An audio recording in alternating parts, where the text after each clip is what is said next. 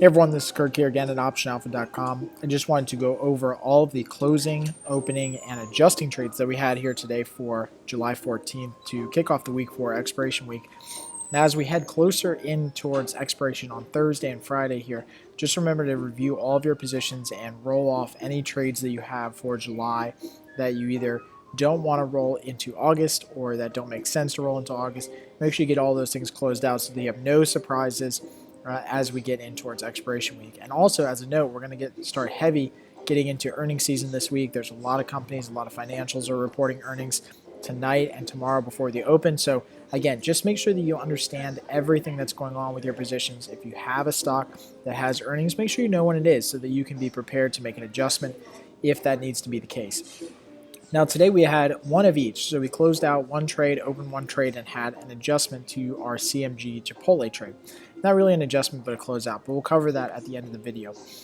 Today the first trade that we closed or opened is a USO August-September calendar spread for USO. And so as oil has continued to move lower, which we had a big bet on and we made some good money on, hopefully, or I wish I would have kept it just a little bit longer and made a little bit more money on it, but as USO and oil had continued to move lower this month, now we start to see an opportunity where USO can stay right where it is, so right around the 37 strike. And so what we did is went ahead and did a long put calendar spread for September, August, around the same strike price of 37, so that's where we're targeting USO to stay kind of in that range. And the difference between selling the August and buying the September, which is the further out contract, was a 32-cent debit in this spread. If I actually go to the chart here of USO, you can see where the stock is trading right now, and you can see that's had a huge sell-off in the better part of this month, and now we just kind of anticipate that it'll trade anywhere between about 38 and 36. Those are our break-even points on this calendar. So we've given USO a little bit more room to run down. We're giving it room to recover, but we generally want to see the stock or the ETF kind of trade somewhere in the 37 range between now and August expiration. We do not intend to hold this thing all the way till September expiration. We absolutely want to get rid of it before August expiration. All right, the other trade that we closed out today was one of our calendars, and that was in INTC, which is Intel. We had traded the August-July calendar spread, and that was the 29 calls. So pinning everything right around the 29 call.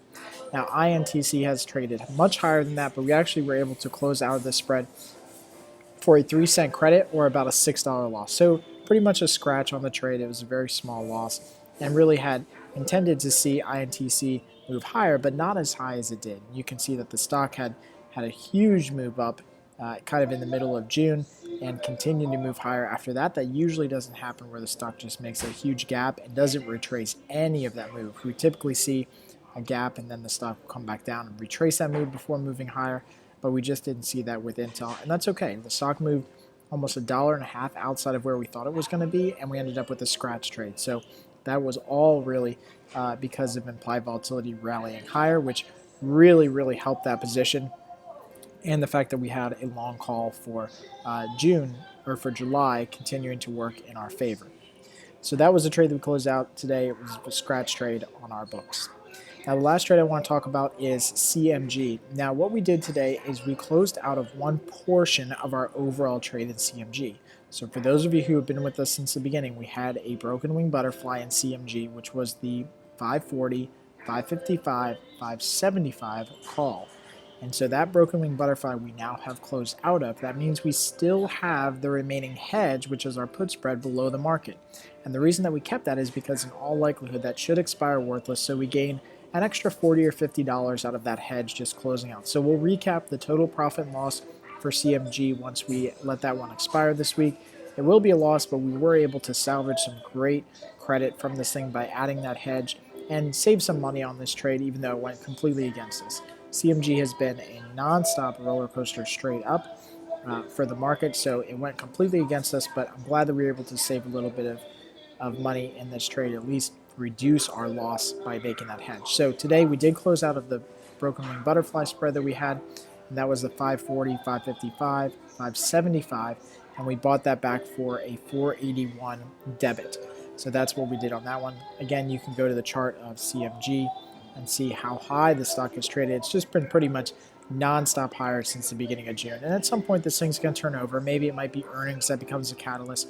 but it's got really high implied volatility, so we'll definitely be trading this one around earnings, but just never really saw that turnover that we had expected to see in this stock heading into the end of the month.